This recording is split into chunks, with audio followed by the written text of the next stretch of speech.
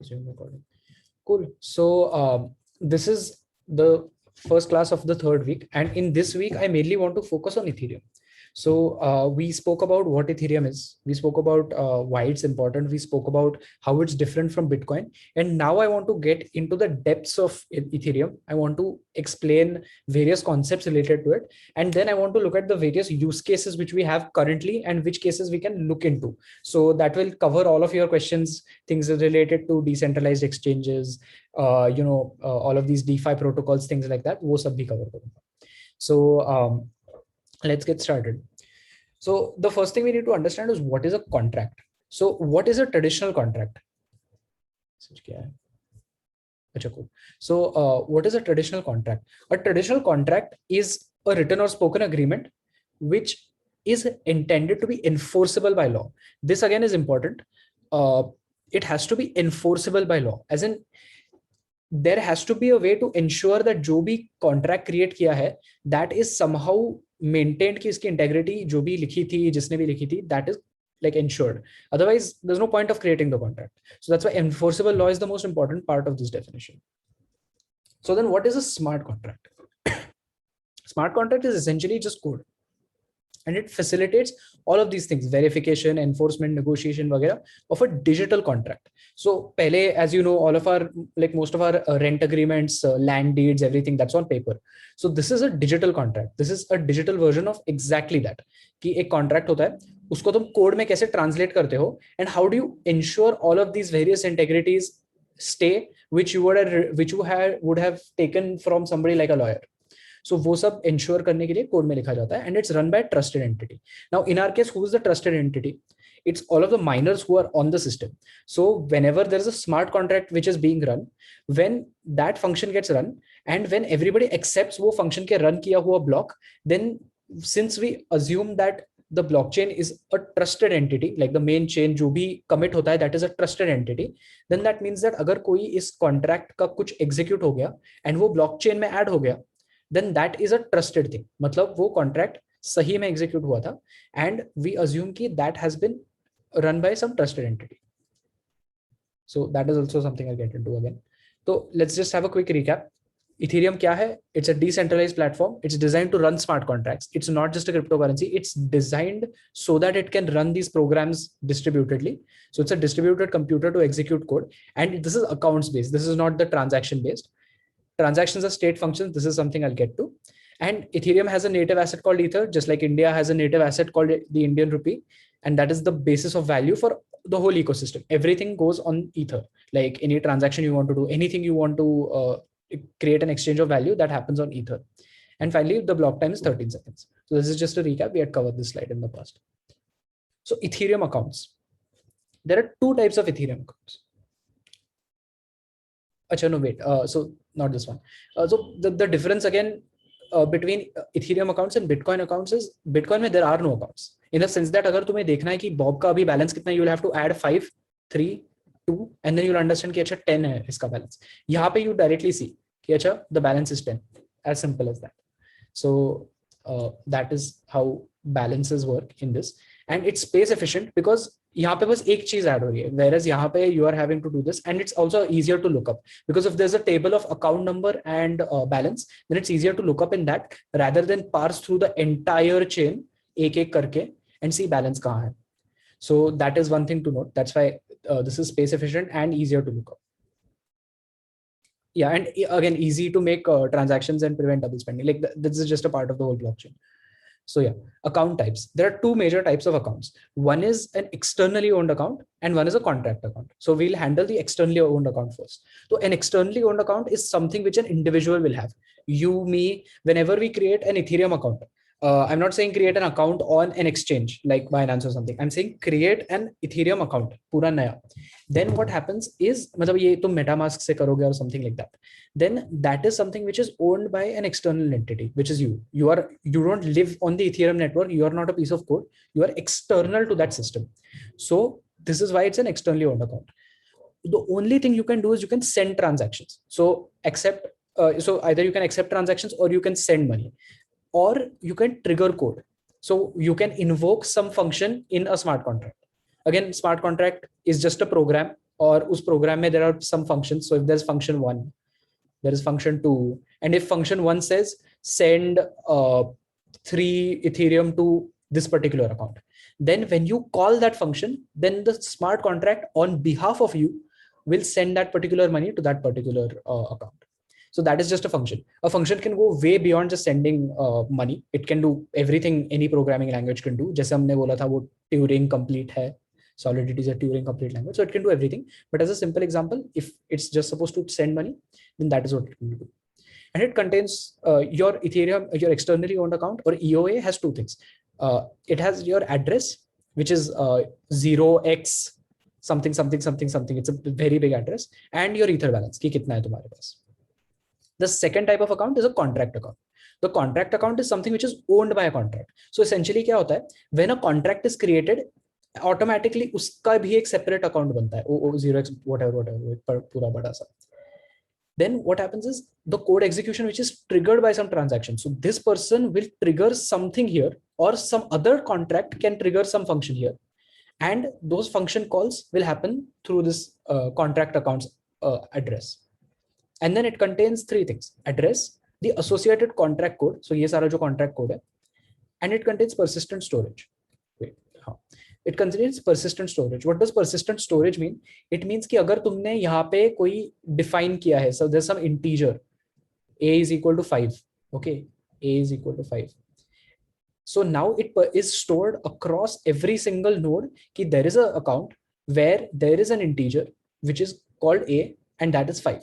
Now if you were to go and change it from 5 to 6, then everywhere, every single computer which has the Ethereum ka blockchain ka copy, they will all update it, and that is called, it is having a persistent storage. That storage stays as long as that contract is alive. So that is what persistent storage means. Yeah, okay, so any questions till here before we move ahead?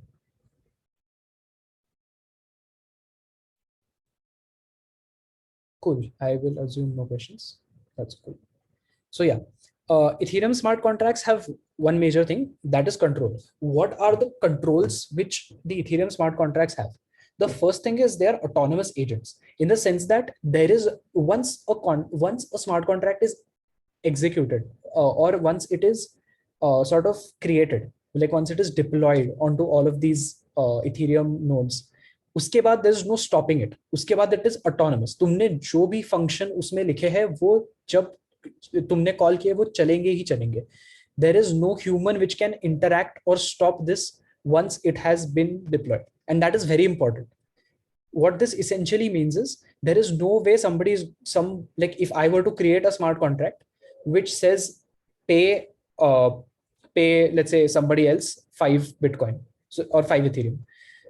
If I were to call that function, then there is nothing stopping that function from being executed. Once I call it, वो होने ही वाला है. And that's great because as soon as I call that function, I can tell somebody कि hey, listen, I have called that function to send you 5 Ether. So now it will run.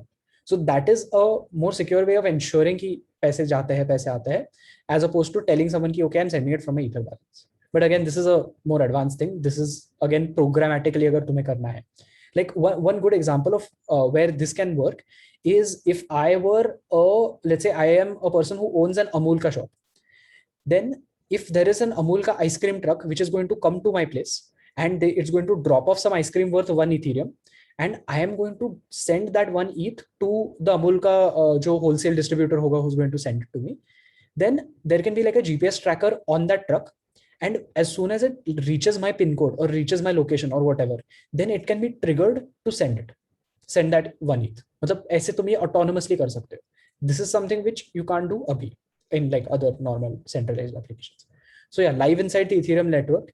Sorry, it lives inside the Ethereum network. वो S मैं भूल गया.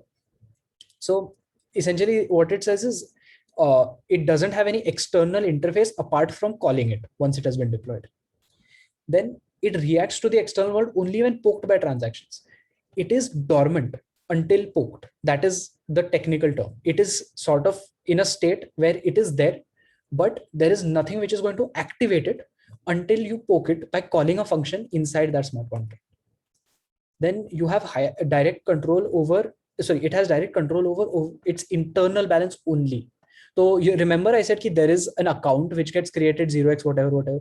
So you can fund it by putting some ether from the person who creates it ka pocket, and it can only execute on the internal ether balance. It can't execute saying ki acha theek hai, this is my account and I give you authorization to send money from it, receive money from it. No, it can only work on the contract accounts balance. Then it can only have internal contract state pay control. Essentially what that means is, if there is a contract A and there is a contract B, and if int A is equal to 5 here, then unless there is a function here to change from 5 to 6, so unless there is a function here to call it to change it from 5 to 6, A cannot go and change it. तो ऐसे नहीं कर सकता कि B का A variable equal to 6 कर दो. You can't do that. There has to be a function which can call this. So it can only control the state of its contract. It cannot control some other contract state. And this is important because if that weren't the case, then anybody could go and change some contract and tell it to send like whatever Ethereum balance it has into some hacker's account.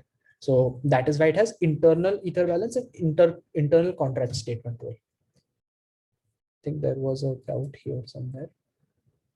If I make a smart contract and then mint some crypto, then can I burn them someday? Yeah. But what do you mean by burn them? Sridhar, you can unmute yourself, by the way.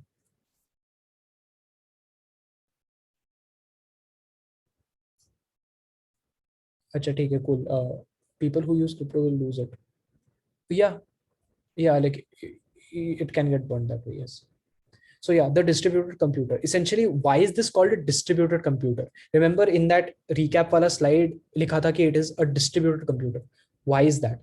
Well, the distributed consensus protocol is proof of work, as we spoke, and the network consensus removes the need for a trusted third party. Again, that's the tenet of having it on a blockchain.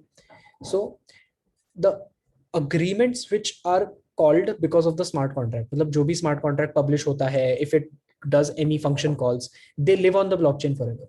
And that's great because since it's on a distributed thing, and because unless there's a 51% attack, everything still is alive. That is great because any single thing, any single function that is called, that will all be tracked. So everything will be known ki, acha, there is this particular thing where I was supposed to call this thing, but it didn't happen, or some error happened, some glitch happened. Everything will be recorded, and that's great. How's the trust generated? And if I have the authority to burn, then can I become a central authority? Yeah, we'll discuss this afterwards because I honestly didn't get your question, but we'll talk about this afterwards. So yeah, then the Ethereum virtual machine. So just a quick here. So every single programming language has something called a virtual machine which runs it. Essentially what happens is, okay, not every single, but big ones like Java. So essentially what Java does is you write a lot of code and then it gets converted into a language which the computer can understand. And then that computer can then run that particular code on whichever machine is it's supposed to run it on. And that's why Java is something called machine agnostic, in the sense that if you can have the Java virtual machine on some computer, and it doesn't have to be a computer, it can be a microwave, it can be a refrigerator, it can be a radio. If you can have the Java virtual machine running on that particular transistor, that particular chip, whatever, then you can run any Java code which you write. Because the only job the Java virtual machine has to do is it takes whatever code has been compiled and like converted into machine language and then run it. So for that reason, Java is very popular in all of these applications because it is independent of which machine you wrote it on. So if I were to write it on my Mac, then it's not कि अच्छा बस Mac पे ही चलेगा और बस Windows पे ही चलेगा, or will it run on just Intel like processors or something. It will run on anything which the virtual machine has. Similarly, Ethereum has a language called Solidity, and that is how like the code runs. It has a virtual machine for it. So there is this. Yeah, okay, I think I've written it here. So the Ethereum virtual machine is a mini computer on your computer. So you have a computer, you have your computer, and then this is sort of like a layer on top of that. And every single Ethereum code which runs, it runs here. It doesn't go to your actual computer's layer. And that's similar to the Java example I gave. So it's like a mini computer on your computer that runs the contract code. So the contract code actually gets executed in the EVM. So, and that is called EVM code. So it's like a machine language. You don't, like, if you look at it, you won't be able to understand kya ho raha hai, because it's not something which is easily human readable. It's something like it's not something like int equal to 5 or something like that. It's something like I'll show you. I think I have it in some of the slides. So EVM code is low level, stack based bytecode language. These are just technical terms. Essentially, low level means it's not something which is easily human readable. Stack based essentially is just another paradigm, and bytecode language means it is written in the typical bytes fashion in which you can't read it, like by a human. And every Ethereum node runs EVM. So that is one thing. Every single full node, every single minor node runs the EVM. And that's good because the Ethereum virtual machine is not something which is very RAM heavy or something like that. It is very not performance hitting. So for that reason, it's something which can be run on every single node. Is there a doubt? Is somebody unmuted? Acha, take it. Please mute rakhna if you guys don't have any doubts. So yeah. Atharva, हाँ. या अरे मेरे को actually बोलना था, मेरे घर पे भी थोड़ी इमरजेंसी है, तो कल ये वीडियो अपलोड हो जाएगा ना? मिनी प्रोजेक्ट आज ही है क्या? कल है, तो मैं अभी के लिए लीव कर सकता है? ये कल अपलोड हो जाएगा ना? मेरे घर पे थोड़ी हाँ, इमरजेंसी है। डेफिनेटली मैं आज रात को अपलोड करने की कोशिश करूंगा. Okay okay, thanks. बिल्कुल. चलो, bye bye. So yeah, EVM compilation and process. So this is just a picture of what exactly happens under the hood. जैसे मैंने बताया था. This is the code you can write, and this code is written in a typical high level language. मतलब this code, Solidity is a language, Viper is a language, and this code is similar to Python. This code is similar to JavaScript. So these are just two languages which eventually do the same thing. Once you write this code and it goes through the compiler, it is created into EVM code, which is all of this. मतलब push ये mstore वगैरह. This is not human readable and it's not human understandable. Like if you write a 5-line Solidity code, then it might turn into like a 100-line EVM code, because that is essentially what it does. Is it changes everything here and writes it in a way that a machine can understand it. And ये push one होता है is like it pushes that number into the memory. Pop means it removes it. वैसे ऐसे चीज होता है. So that is what the compilation process looks like. Now, how to mine Ethereum? There is a difference to mining Bitcoin and to mining Ethereum, and that is in one particular step. Is Viper also used to? Yes, Viper is used to write Ethereum code, and Solidity is also used to write Ethereum code. Solidity is the more famous one, and everybody right now uses Solidity. I don't know why. It's more feature rich, I guess. I haven't used Viper. So yeah, so the difference between mining Ethereum and mining Bitcoin is in one particular step. So this is not the step. Download the Ethereum blockchain. Yes, even a full miner in a Bitcoin blockchain has to download the whole blockchain onto their particular machine and then start it. The reason they have to do it is because they have to ensure that every single transaction happens is verified, right? Like they have to parse through the whole list of every single transaction to check if that person has balance. That's why they need it. These guys need it for other reasons, but they also need to download it. The second thing is verify incoming transactions and run the smart contract code invoked by the transactions. This is important. This is not a step in the Bitcoin part because we don't have smart contracts over there. We don't have something which can run a code. So essentially what happens is if there is a function and that function is running 10 more lines, then you have to run that on your Ethereum virtual machine, find the result of it, do whatever is given in that, and then based on that, you can create that transaction. And then you can change the state of everything in your particular thing. Yeah, I said it's a state machine. I'll get to that. Then the thing is create a block. So after you have run every single transaction, then you create the block. Then you find the valid nonce, broadcast your block, and then you get a profit. So this part is the same as Bitcoin. This part is the same as Bitcoin. So the only difference is you have to run whatever transaction is there. Okay. But what if a contract has an infinite loop? You might think, yeah, this is quite a easy way to kill the system, and it is. So any miner that picks up the smart contract will keep running it because like it's an infinite loop. Jo bhi chalta rahega, it will just keep doing that. It will stall that particular node. And if that transaction has sufficiently high transaction fees, everyone will pick it up Because if you remember in the mem pool, in the transaction pool, the transactions are sorted by descending order of transaction fees, because the miners want to pick up the transaction which has the highest transaction fee, like it will give them the highest benefit. And for that reason, everybody will pick it up at some point. And that is a denial of service attack. Essentially, what will happen is everybody will go into that infinite loop and it will bring the system to a halt, because no mining will happen apart from that. Everybody will just keep calling that function. So how do you solve this? The solution is by using gas fees. This is where the concept of gas comes from.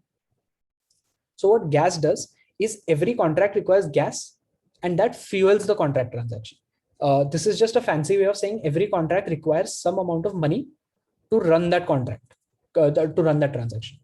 So every EVM requires some gas to execute. So every operation code. So if you go back here, you see that each one, this is an operation, this is an operation, this is an operation, this is an operation. Every single operation has been defined to have a certain amount of gas which is required to call it. So this might have some way to call, this might have some way to call, things like that. And then when this particular function is converted to this, and when that particular function is called, then every single thing gets added up. So like when I call this, then the Ethereum virtual machine, which is running on the miners node, knows that, okay, I used, let's say 5 units of gas. This requires another 5. This requires 10. So ऐसे करते करते it totals the amount of gas required to run this. So let's get back here. So every EVM operation code requires some gas in order to execute. Then every transaction specifies the start gas. So start gas and gas price. Let's do it this way. So if there's a transaction, if there's a function which I want to run, let's say the function is increase int a by 1. As always, our int is 5 to start with, and int is int a plus 1. ऐसे करना है अपन को. So now what we want to do is, when we specify this transaction, when I say from my externally owned account to call this contract accounts function, then I will specify the start gas, which is the quantity of gas I will consume, and the gas price. So gas price is something which is taken from whatever the price is right now, and start gas is what I can do. So you might think, yeah, why can this be economically sustainable? Like, what if somebody just puts a lot of gas? Then like, can't I bring down the system, in the sense that as I said before, that you can have something which has very high gas fees and an infinite loop, and then that will keep running on itself, and perhaps that might bring the whole system down. So how do you tackle that? So at the start of the transaction, the start gas into gas price are subtracted from the sender's account. Essentially, if there is my externally owned account which is calling that contract accounts function, so that contract accounts function, then when I send that transaction, then I am going to have to send this much amount of money, this much amount of ether, directly into this account. Okay. And if the contract is successfully able to execute, so let's say this function took 15 units of gas to execute and I had sent 20, then 20 minus 15 is 5. So in that case, the remaining gas is refunded to me. So this 5 comes back to me. But if it runs out of gas, like if I send 10 gas and the thing is 15, so that's less than 0, then the execution reverts. So if a int a equal to 5 hai, and then before converting it to 6, my gas runs out, then the int a still stays 5. It does not change to 6.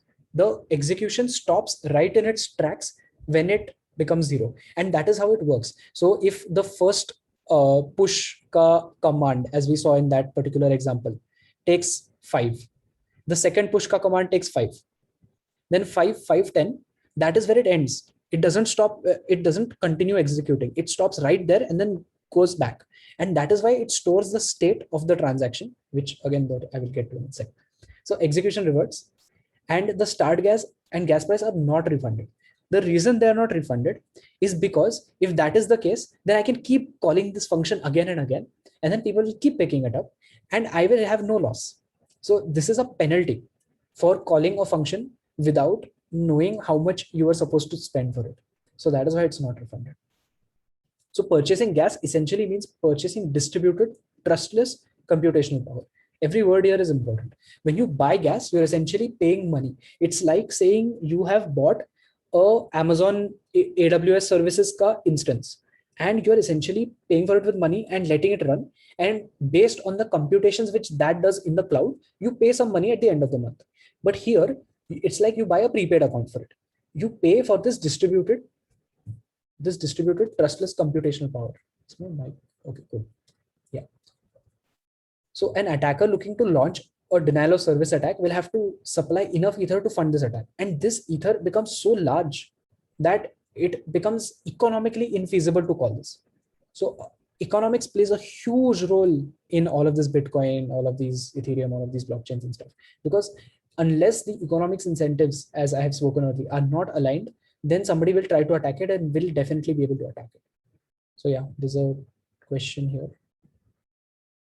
How does one know how much gas will be needed to execute his function call? Okay, so first thing is you can estimate the amount of gas needed for a transaction. There are estimation ka these things, because at the end of the day, whatever function you write, that is going to be converted into bytecode, and then us bytecode say you can find out how much gas is going to be needed. So that is one way. And the second thing is, it's always better to err on the side of sending more gas and getting it refunded than losing all gas.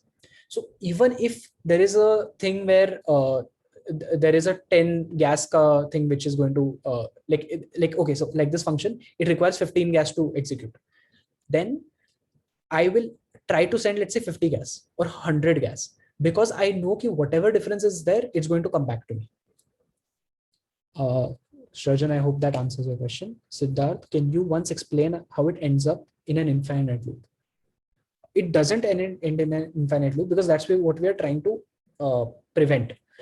Okay, वैसे वाला. Okay, wait, I'll go back here. So if there is a function, and inside that function, it's calling function. So what happens is when this function gets called, this is in a contract, so CA, and this is in an externally owned account. So I, the externally owned account, call function in this contract account. What happens is this function will call this function. It keeps happening again. And because of that, what will happen is whichever Ethereum node decides to pick up my transaction, so my transaction of calling this function, that will be stuck in an infinite loop. So that machine is down. If there are like 3 machines on the network, this machine is now down, because all this machine is doing is executing this code. Now what happens is, if that particular transaction is still in the mempool because it doesn't get added to the blockchain, then another miner might pick it up. That one's down. Aise karte karte, every single machine which is on the network will go down, and that is because it's stuck in an infinite loop. So that's the answer to Siddharth. And Anantika, that I think answers your question as well. So what happens is when all of these miners are down calling an infinite loop, then what happens is there is no service which can happen, in the sense that if these are the only 3 miners in the system, and if I am an externally owned account and I call and I say, okay, this is a transaction where I want to send A5 ether, there is no miner left to verify it and add it to the blockchain. So the service of that particular blockchain is now down, which is called a denial of service attack. And Sridhar asks, is gas required to make the contract and publish it on blockchain? Yeah. So yes, what happens is there is a certain fee, and that also has a separate amount of gas and everything required. Anusha asks, but there are ways to get out of infinite loops, right? Why does a computer have to be stuck? What ways? Like, okay, so if the code is as simple as this, function calls function, then how is the computer smart enough to know that this is an infinite loop and jump out of it? The way to like jump out of infinite loops is like you essentially have to like either write a try catch block or find out the number of times it's executed. There are different ways. Okay, try catch block is for exceptions. That's a different game.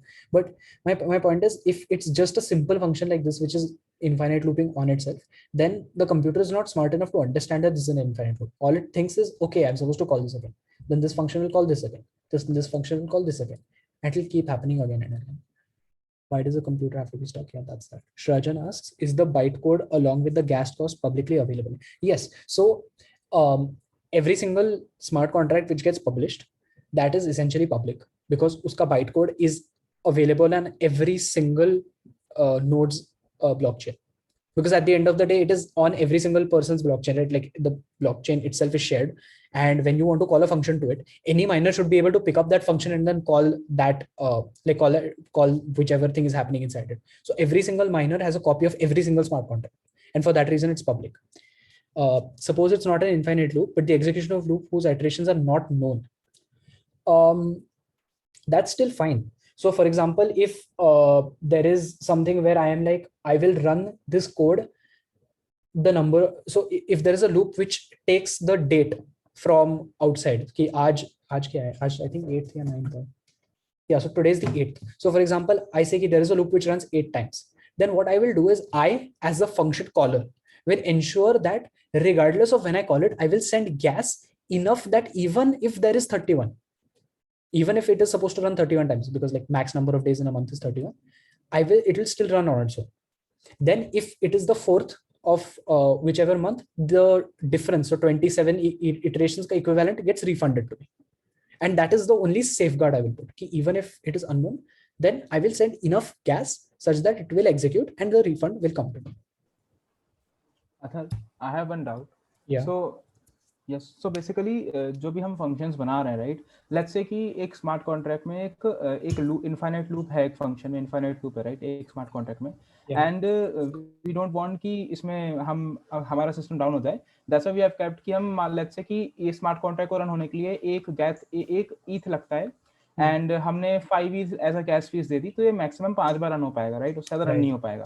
Right. So the question is कि जो smart contract को अगर gas मतलब जो fees लग रही है run होने के लिए, इज दिस बर्न्ड और is it transfer to the miner? क्योंकि जैसे नॉर्मली क्या होता है कि जो गैस फीस होती है वैसे कि this gas fees will be transferred as a transaction fees to the miner, right?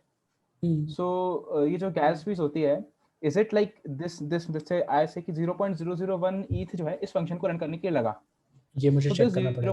0.001, हां. So is it burned or is it transferred to the miner? Good question. Actually, I don't know.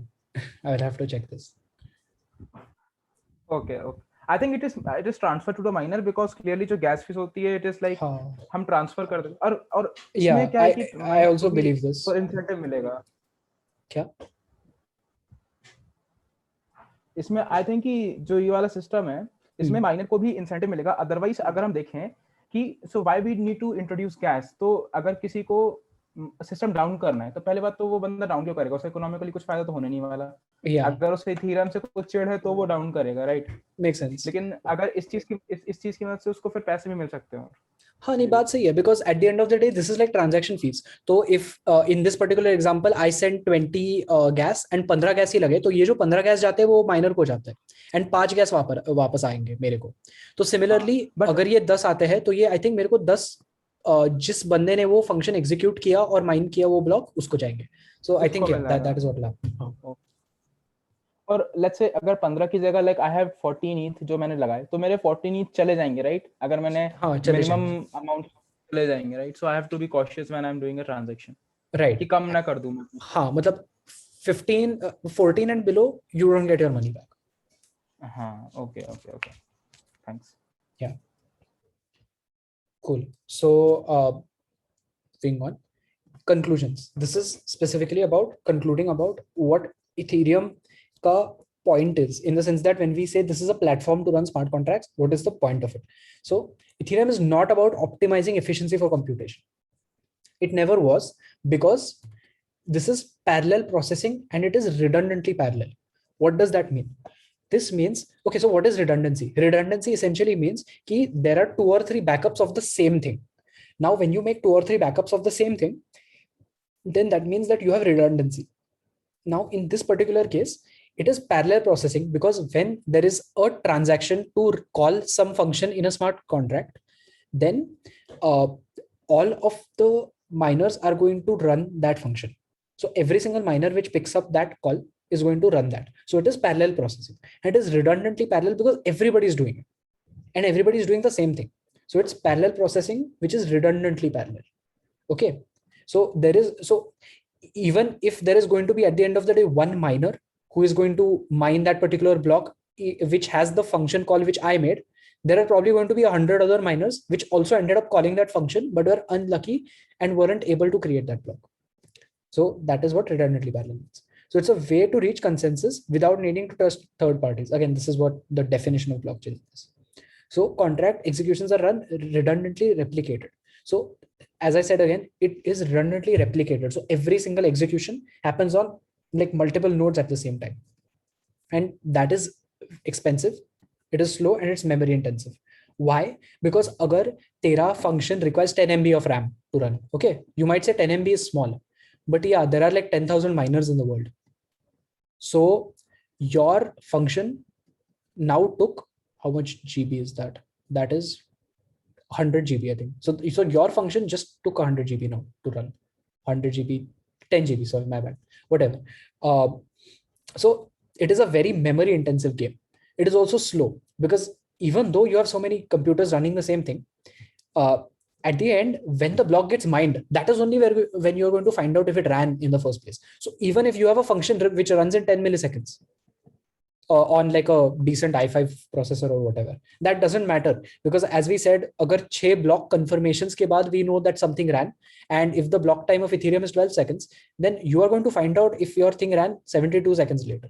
So it's extremely slow, and it is also expensive because, as you know, the Ethereum prices are rising, and even small amounts of gas cost a lot of money. So the amount of money it would cost for you to run the same function on something like a cloud GPU or a cloud CPU like AWS or like some Google Cloud thing, that will cost almost like a huge tiny, like a very tiny fraction of what it would cost for you to run it on Ethereum. But then why even do it in the first place? Okay, we will get to that. Yeah, so it creates an incentive not to use the blockchain for computation that can be done off the chain. This is very important, and this is something which you have to keep in mind when you're writing smart contracts. Any operation which can be done off the chain, which doesn't require trust, should be done off the chain in order to ensure that people do not you do not have to spend a lot of gas to run that function. Like for example, if I were to let's say have a function which calculates the sum of the first 4 digits. Okay, so it does first 4 numbers. So that's 1 plus 2 plus 3 plus 4, right? So instead of running the additions here on every single Ethereum node, what I'll do is I'll run this off chain, and then I'll just commit the value of 10 to the chain. That's all that will do. So only writing that value of 10 is what the chain will do. This computation will be done off the chain, because doing this will cost a lot of gas, and this is what I want to avoid. So I think there is a doubt. Can you briefly explain what is a node? A node is just a computer on the network. So any computer on the network. In this case, I have used node and miner node interchangeably. But when I say node, I mean a miner node. So any miner on the network.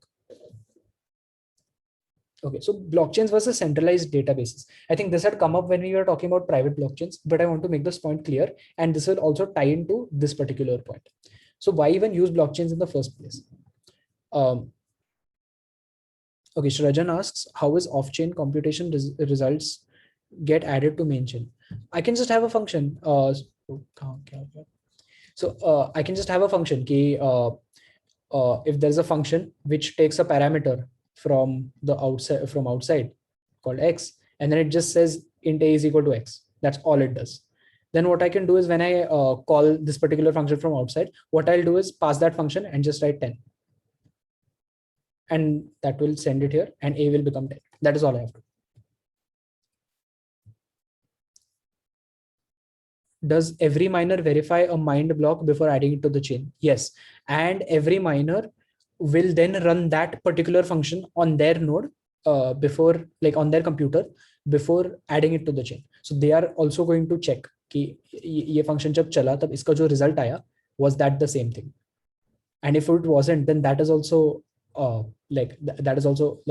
discarding a transaction, understanding that this block is fake.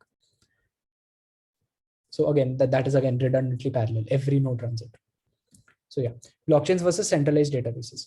So what is the difference, and why do we need blockchains in certain scenarios, and why do we need shared databases in centralized databases in some scenarios? So blockchain is a shared database. So you will need a shared database when you have multiple writers to it. That is, you have multiple nodes which can write to it at the same time, multiple computers, you have multiple people doing transactions. Whereas a centralized database is one which does not need to be shared. There is probably one server sitting in some particular computer, and all you have to do is you have to talk to that computer.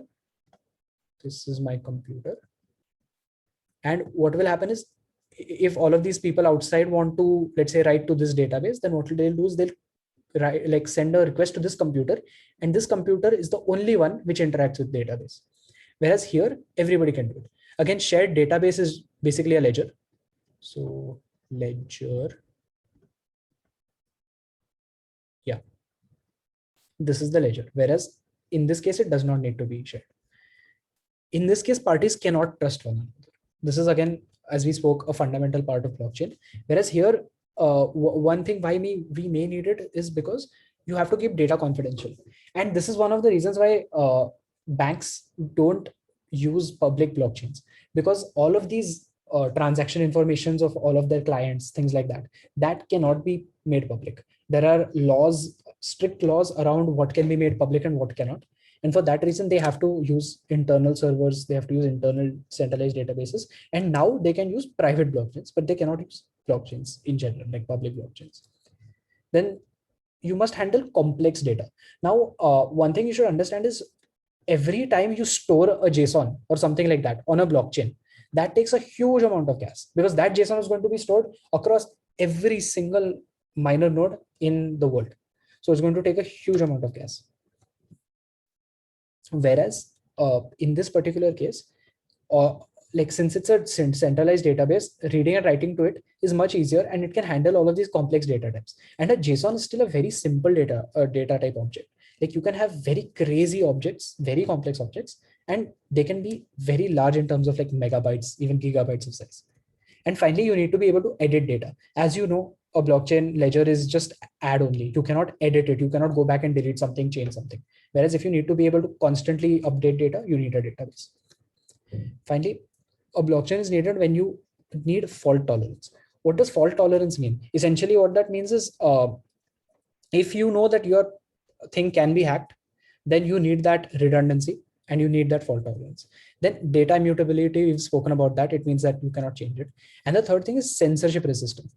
This is very important. Again, this is why a lot of these leaked documents and stuff, if they are put on a blockchain, then a government can't go and essentially tell the server to delete it or something like that, because it's on the blockchain. So if Julian Assange were to use like do his thing again, then he would probably use blockchains, because they offer inherent censorship resistance. You guys know Julian Assange, right? Hopefully. Yeah, okay. And interested in cost effectiveness, speed, or efficiency. Again, efficiency is the name of the game here. Blockchains essentially are very inefficient, as we've spoken multiple times, whereas databases are very efficient because you're just writing to one thing and you're reading from one thing. So yeah. Any doubts still here? Athar, I have one fundamental doubt. Yeah. So the previous question, someone has asked, like, every miner will verify every transaction. Like a miner has, like, a particular transaction has to be verified by every miner, right? Yes. So let's say there's a transaction pool, Yeah. and I took 70 transactions from this pool, and I created a block. Let's say a block has 70 transactions, right?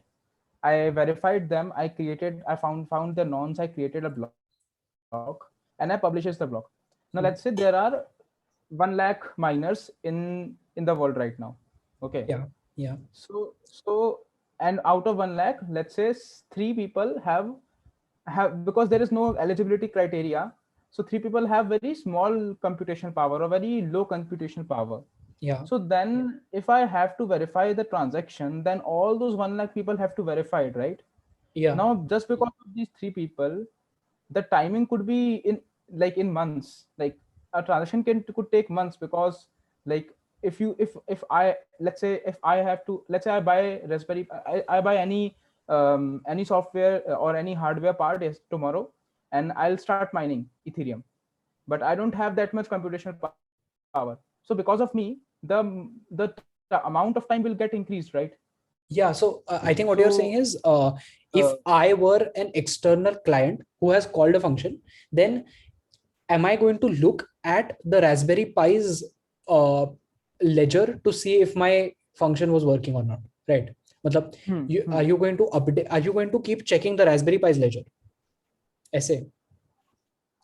No, I'm saying कि this is very in like as you already said कि speed बहुत कम होती है इसमें. हाँ. लेकिन मेरा कहना है कि इसमें तो इससे तो हम डिपेंडेंट हो गए ना कि अगर मैं मान लो कि 1 लाख लोगों को वेरीफाई करना है, मतलब अगर कोई इस मैंने अगर एक इथेरियम खरीदा आज, तो रशिया में बैठा हुआ बंदा जो माइन कर रहा है वो उसे वेरीफाई करेगा, right?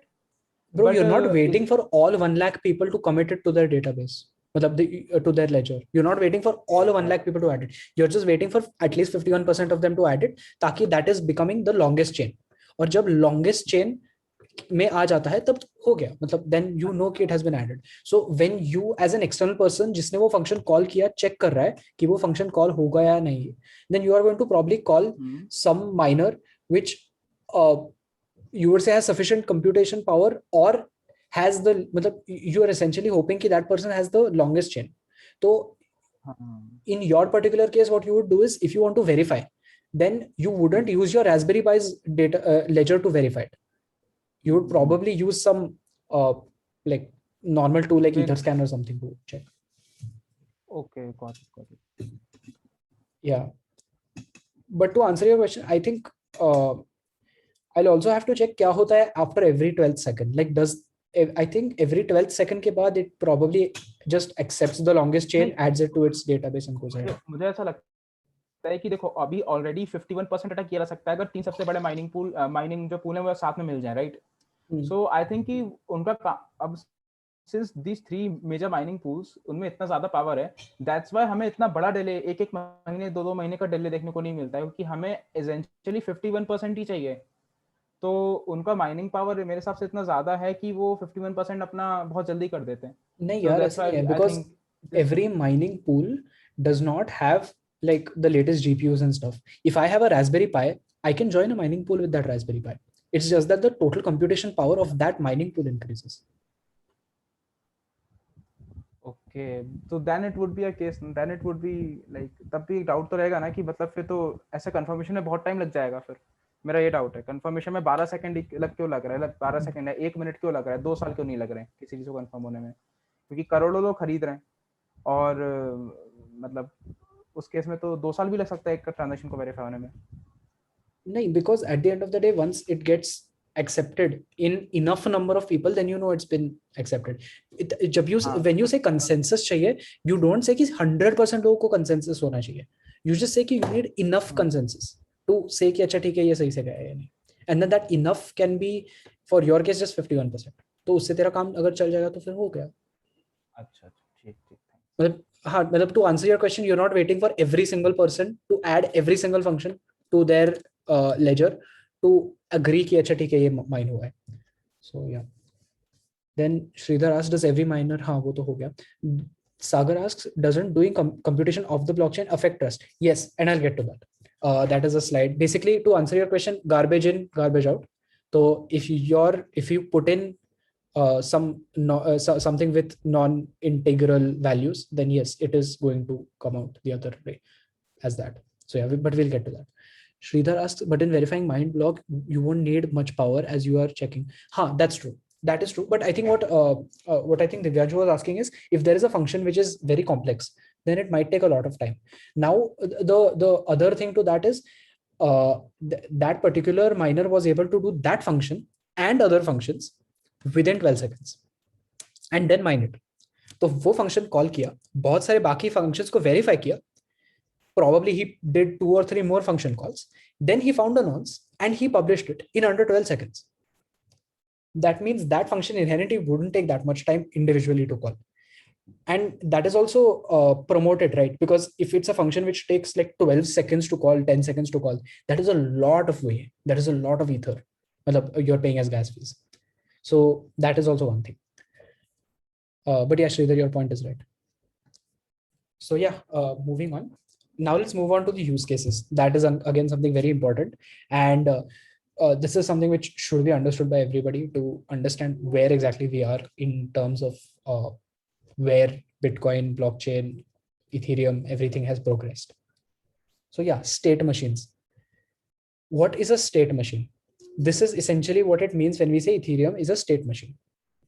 So you have your EVM. This is the transaction which comes in. So you have your block state, gas, memory, transaction, message, code, whatever, all of these things. And what it does is it runs this particular function, and then gas dash is gas minus gas used. Gas minus used. So jo bhi bacha gas hai, that's gas dash. So if it's 0 or less than 0, then that means that function is reverted. If it's more than 0, then that gets returned. And block state dash is the block state which gets changed. So now this is a very complex thing because I took it straight from the Ethereum white paper. But essentially what this means is if this transaction is to change the data of a function. So you can see that in this array, the second value needs to be changed from 0 to Charlie. And that is what's happening here.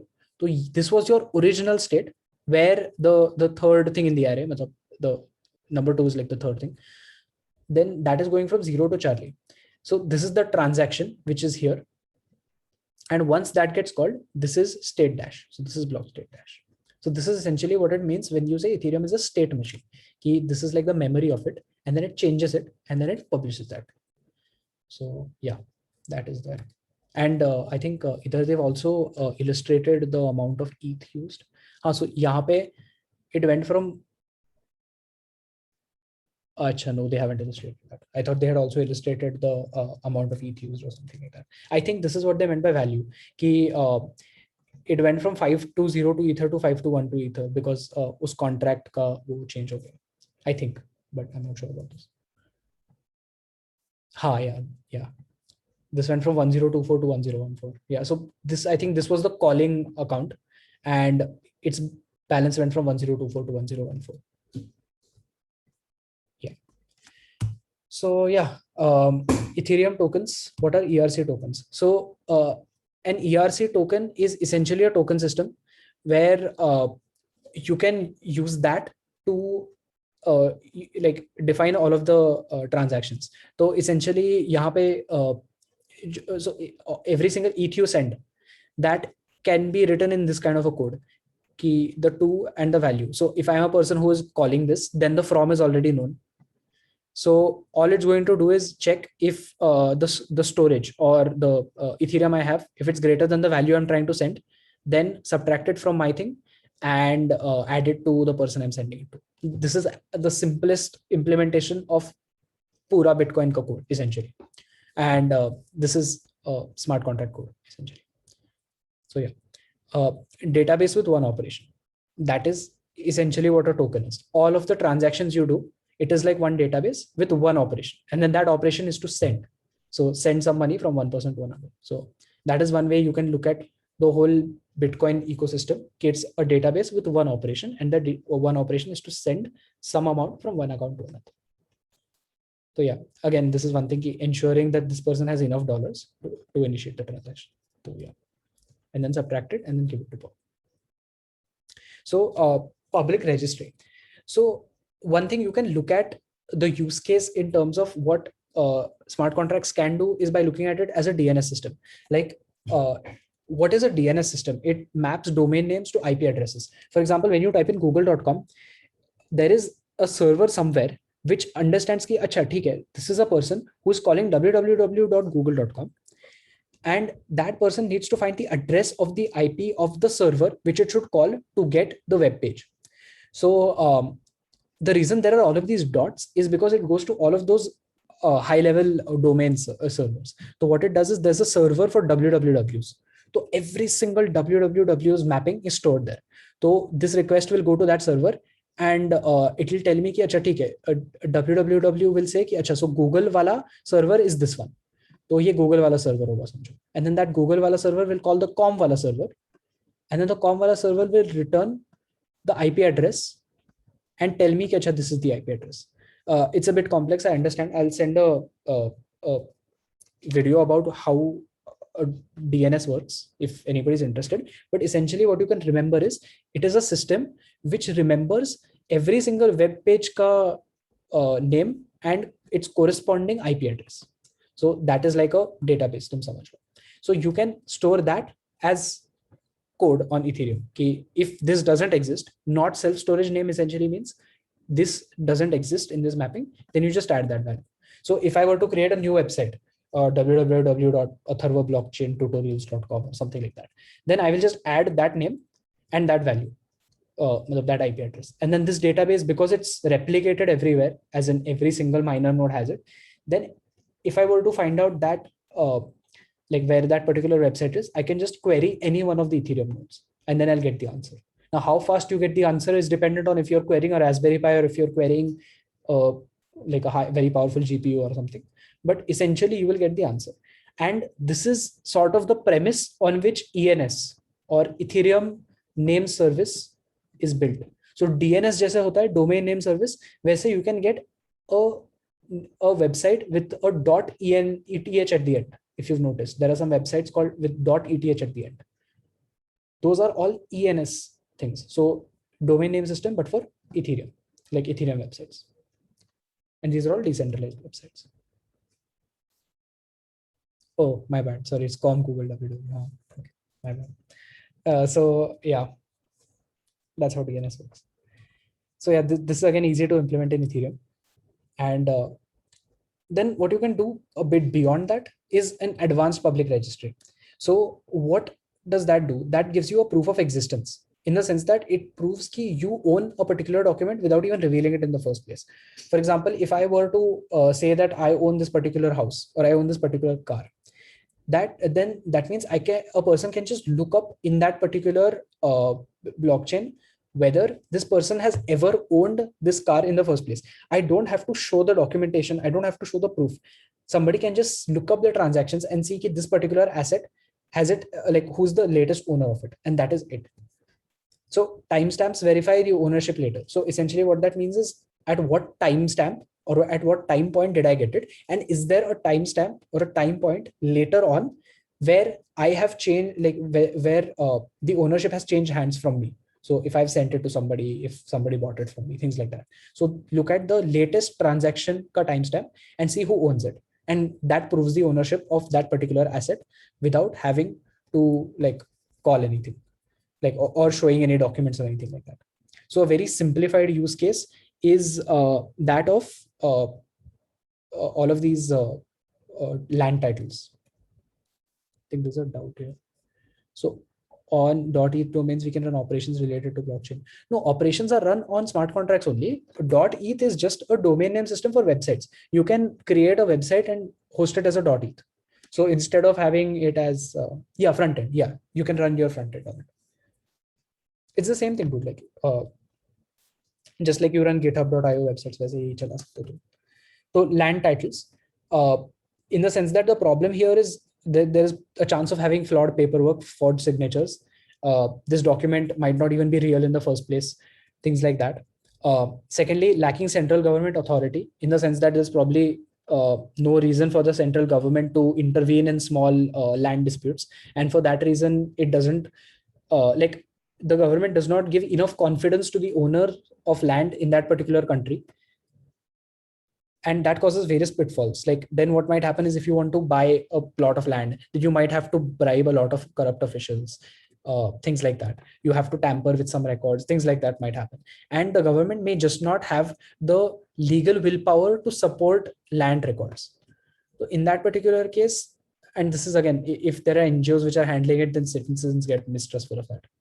So the way you can do it is to have digital signatures and transparency and immutability and limit centralization by having a transaction like Bitcoin. So essentially, if I own a house, then that house can be codified as a sort of object, like a JSON object, where the address is, flat number, pin code, things like that. And if I own it, if A owns it right now, and if B wants to buy it, then there can just be a transaction where that object goes to B and some ether goes to A and khatam. So as we spoke earlier, that is how we can prove ownership. So now B can prove the ownership of the house simply by looking at the blockchain and seeing that this particular house was with A once and now it is with me. So that's it. So now if there is C who wants to buy it, C will look through the blockchain and see, okay, the current owner is B. Pehle the owner was A who sold it to B. And now if I were to buy it, he will get this and he will, like this person will send the ETH. And that way ownership can be transferred, just like make a transaction on Bitcoin. I think we will stop here. So is it possible to change code of a smart contract once it is deployed? No. As we've spoken, anything that gets deployed onto a blockchain is immutable. So as soon as you deploy smart contract code, it is immutable. If you want to make changes, you are going to have to deploy a new smart contract. So it is immutable. Yeah. Any other doubts? So in this case of land titles, how, suppose you want to add 10 new houses, how do you do that? Want to add, as in I'm a builder and I construct 10 new houses, then what? सोचना पड़ेगा. But there could be a system where the builder creates the house somehow, like there is a system to create, like bring that particular object into existence and then transfer it to the owner. So yeah. Yeah, Divyanshu, you had a doubt?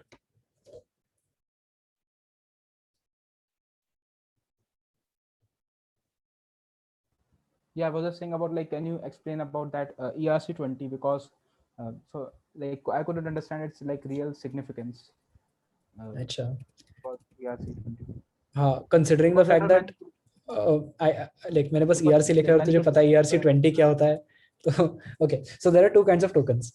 There is something called an ERC20 token and there is something called an ERC721 token. Yeah, I'm going to clear this. I'll just erase everything.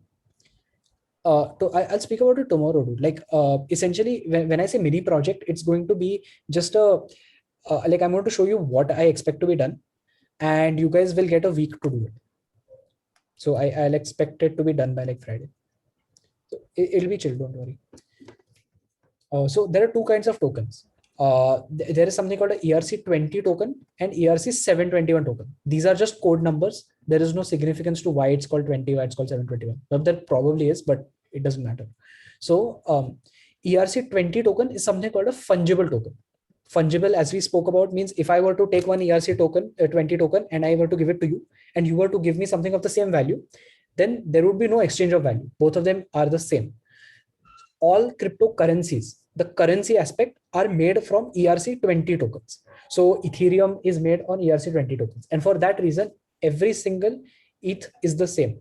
So if I were to send you one ETH and you were to send me one ETH, it like the value stays the same. Like nobody has gained or lost anything in the transaction. So ERC20 essentially is like the Indian rupee.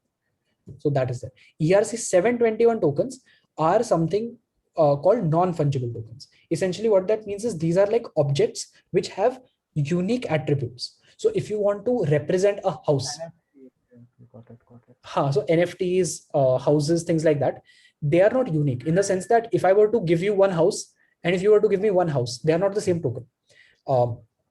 Like because I can have a flat and you might be living in a bungalow with like varying real estate prices. So for that reason, an ERC721 token has to codify all of these values.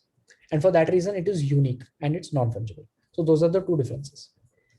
Can we say ERC20, like every cryptocurrency is an ERC20 based?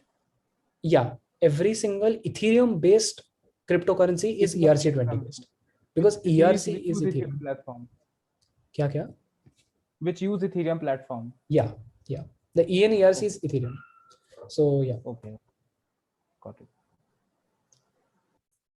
That's why when we say all of these ICOs now, most of these ICOs are based off the Ethereum blockchain. And because of that, they are all ERC20 tokens. Again, I'll be covering ICOs later, but yeah. So if you guys want, we can cover the quiz now. Do you guys want that? Or do you want that later? Acha, cool. I'll quickly cover it. So we can just go through this. I hope you guys can see my screen. Score kya hua hai? Arey yaar. ठीक है. So I'll just type a random address. So let's go one by one. Why is consensus in a blockchain important? It ensures integrity of the records on the chain. This is a part of it. This is a part of it. This is a part of it. But this is the overarching answer for all of these things. Okay, this doesn't happen. These two are a subset of this. That's why this is the answer. What types of cryptography algorithms does Bitcoin use?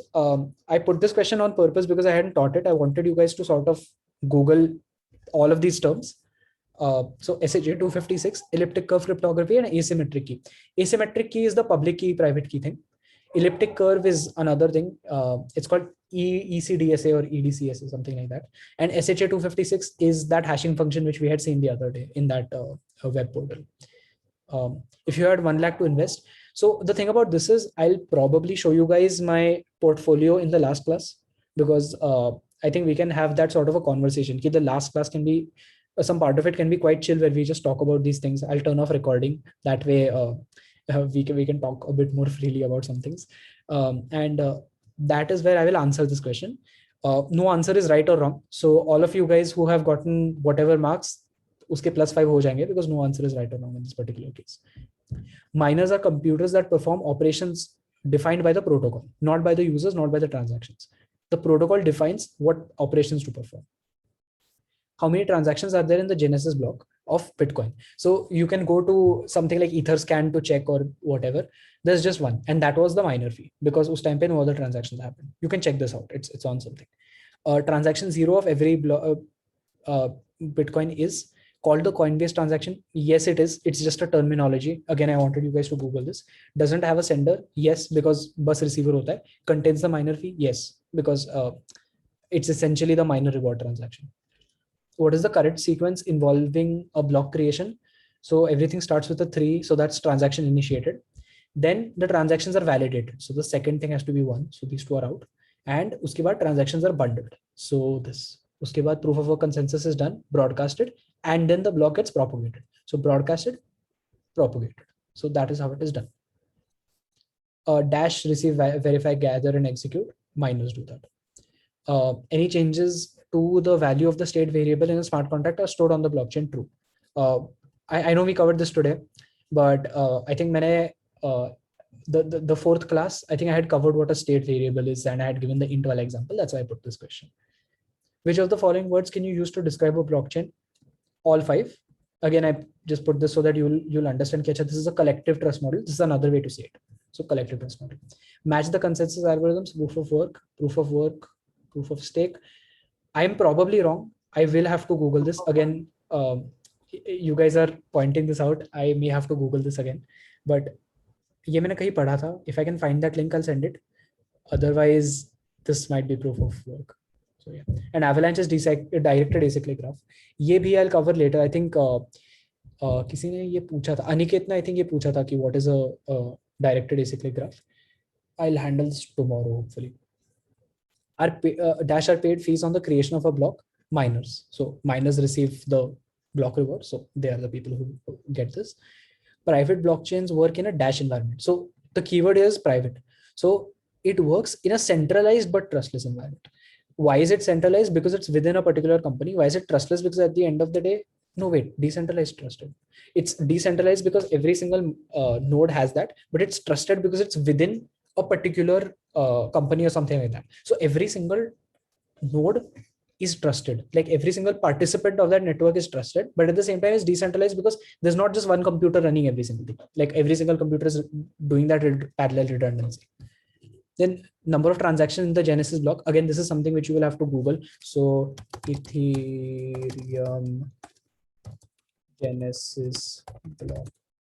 If you Google this and then you go here, so etherscan.io, you can see that the transactions are 8893 transactions. Again, this is so that I wanted you guys to Google this and find out what Etherscan is. Essentially, Etherscan is what I mean when I say a block explorer. This has every single block that has happened and every single transaction also that has happened. So this is how it actually looks, the Ethereum blockchain explorer. So if I were to look at, I meant block number 128. So this is block 128.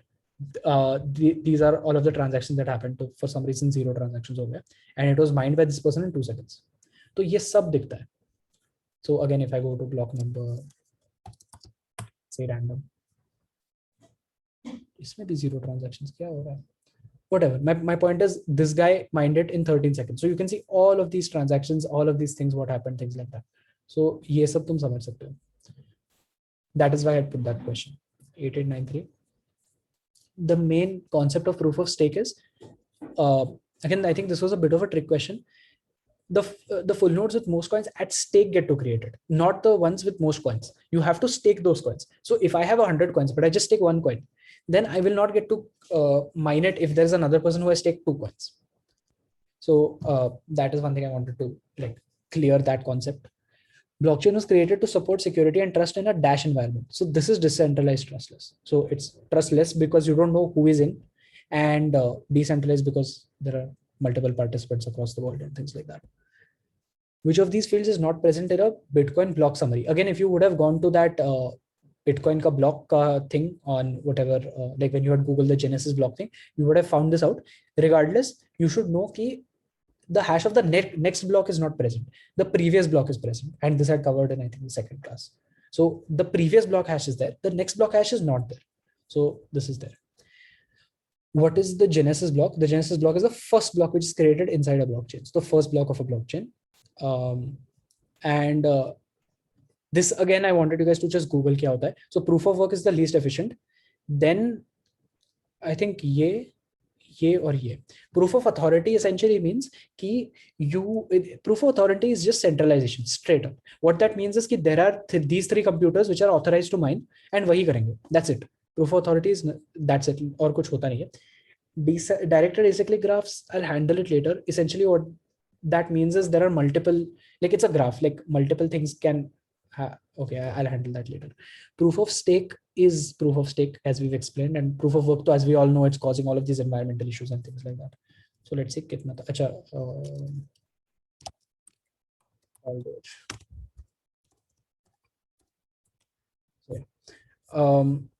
let's submit and see my score kitna aata hai. Cool. So let's submit another responses.